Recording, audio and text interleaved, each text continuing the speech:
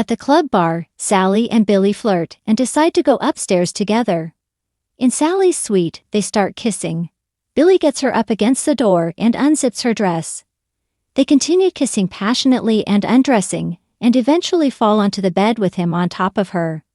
After having sex, Sally tells Billy she's processing. He grins, "As long as you're smiling." They engage in some pillow talk, and she asks if he's surprised by all of this. Billy's surprised it happened now, but he's not sorry. She says, "Good." Sally has no regrets either.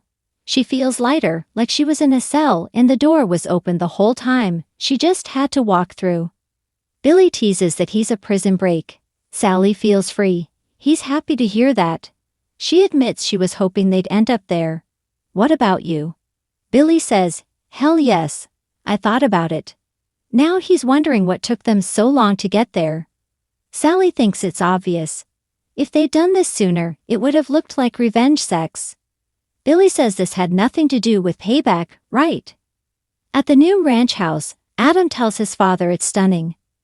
Victor ruminates about how upset Nikki was when Sharon burned down the first one.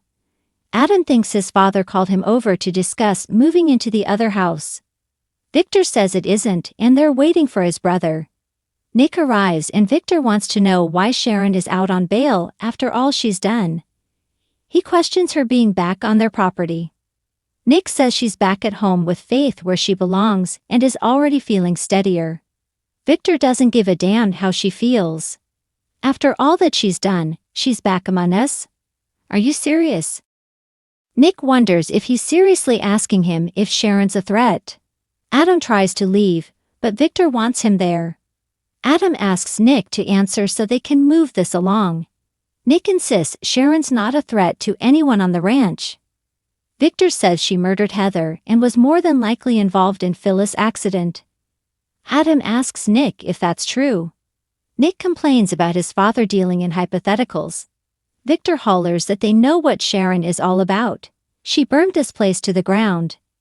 Nick says Sharon turned herself in and is not looking to cause any more trouble. Victor asks Adam if he thinks Sharon is a threat. Nick scoffs at Victor wanting Adam's expert opinion on Sharon. Victor says he had a connection to her that Nick never had. Nick argues that he merely manipulated her. Adam says she had darkness in her that Nick never wanted to see. That's why she accepted him, and he loved her. She has a huge heart, but it's led her to some really dark places. Nick suggests he stop talking about her right now, and stop projecting. You keep that garbage to yourself. Adam didn't want to be part of the conversation, so Nick can back off. Victor says Sharon confessed as Nick argues, if she did this it's a result of her medications. Adam asks what kind of medication makes someone homicidal. Nick insists there are other things at play. She's been having blackouts where she doesn't remember where she's been or what she's done. Victor thinks this sounds convenient. Nick says she's not dangerous or vengeful. Adam thinks Nick has seen it, but he doesn't want to. She hid it from you because you wouldn't understand. There's a reason she came to him after the ranch fire. The only question is, what is going to happen to Sharon now? In the hospital, Phyllis looks at her family as they all thank God. Daniel rushes to get the doctor and Phyllis tells Summer, "I don't remember." She says there was a car accident. Lucy asks, "You don't remember at all?" She asks if she knows who they are. Phyllis gets a pained expression, but says, "Lucy, Summer." Summer asks if she remembers the accident. Phyllis becomes agitated as she says she was going in a car. Summer tells her she hit her head and was unconscious for a while. She's so happy she's awake. Elena comes in with Daniel and asks the family to clear the room. Phyllis protests, but Elena insists. Outside the hospital room, Daniel assures Lucy that the doctors there are great. Lucy is rattled by Phyllis looking scared. Her father reminds her she's as fierce as they come, she'll be fine. Elena joins them and says the confusion is normal. Phyllis will be just fine. She cautions them to be careful with what information they share with her, as it may come as a shock. Daniel, Summer, and Lucy rejoin Phyllis, who is glad her granddaughter is back. She muses, There was fire, wasn't there? She remembers Nick being there. Vaguely. There were lights. High beams. She groans as she tries to sit up. They all fret. Phyllis remembers she was in the car and was texting. Summer says it's okay. Phyllis asks why they're so worried. What happened? Summer tells Phyllis that Daniel is no longer a suspect. He says it's true, he's cleared. Phyllis is relieved. Daniel tells her she was right, it was Sharon all along. Phyllis says she knew it. Daniel says she confessed. Summer says she even admitted to framing Daniel.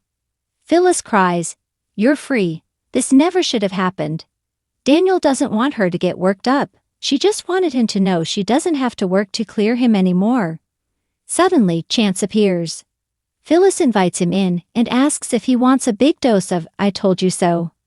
She knows he was at the crash site and owes him a thank you.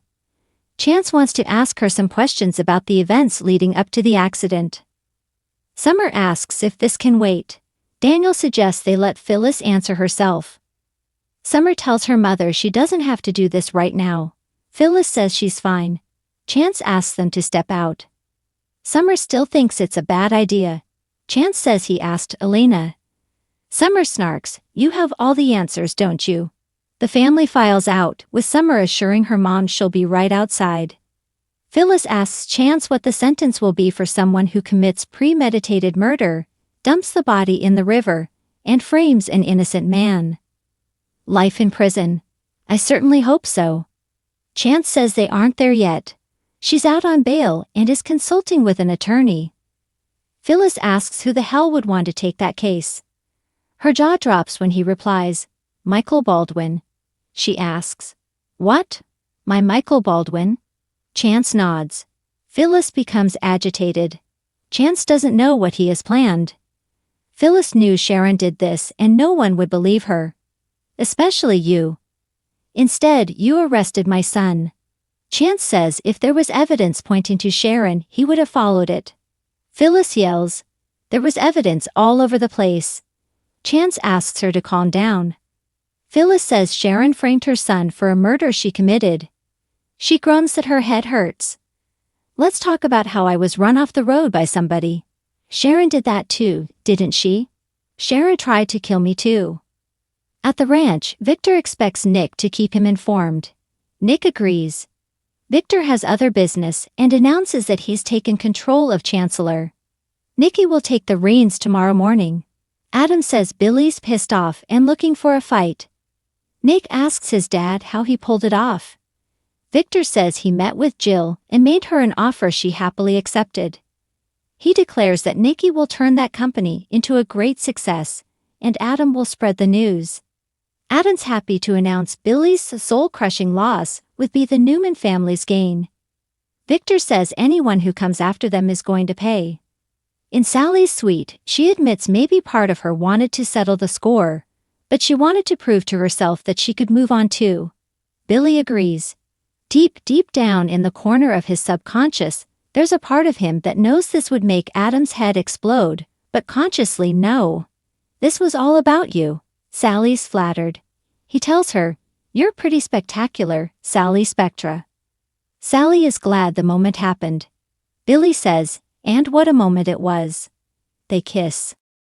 In Phyllis' hospital room, she asks if Sharon confessed to putting her in the ICU. Chance says she has no recollection of the accident. Phyllis asks what she's saying, that she blacked out? She complains that Chance didn't arrest her when she caught her in her room. If he had done so, she wouldn't be there right now. Do you feel responsible at all? Chance ignores this and asks what she remembers about the accident. It appears as though someone swerved into her lane and forced her off the road. Phyllis doesn't know. It's a blur. There were lights and high beams. Thinking, she says she will remember, and when she does, and if it was Sharon, she swears she'll nail that bitch's ass to the wall herself. At the ranch, Nick tells Victor and Adam that Phyllis is awake. Victor asks him to give her his best. Once alone, Victor admits to Adam that he's worried his brother will be pulled back into Sharon's orbit. Adam says he'll always try to be her hero. Even if she did it, He'll say she wasn't responsible for her actions. He got over wanting to save her, but Nick never did. Victor says Nick needs all of their support right now. In Sally's suite, she and Billy are dressed and kissing. She's starving and wants a big bowl of pasta. Billy wants steak frites. We can share, just like the shower. Sally teases that Billy Abbott plays well with others.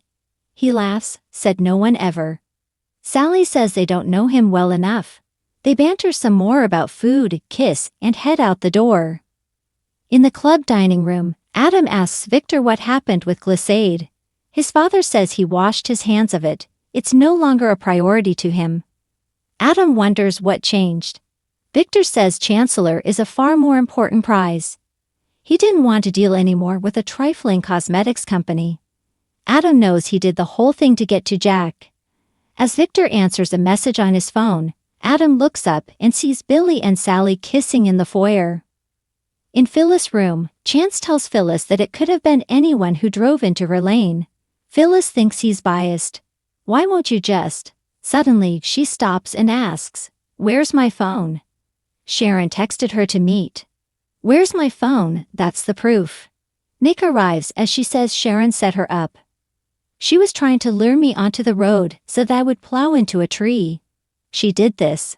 Oh my God, Sharon tried to kill me."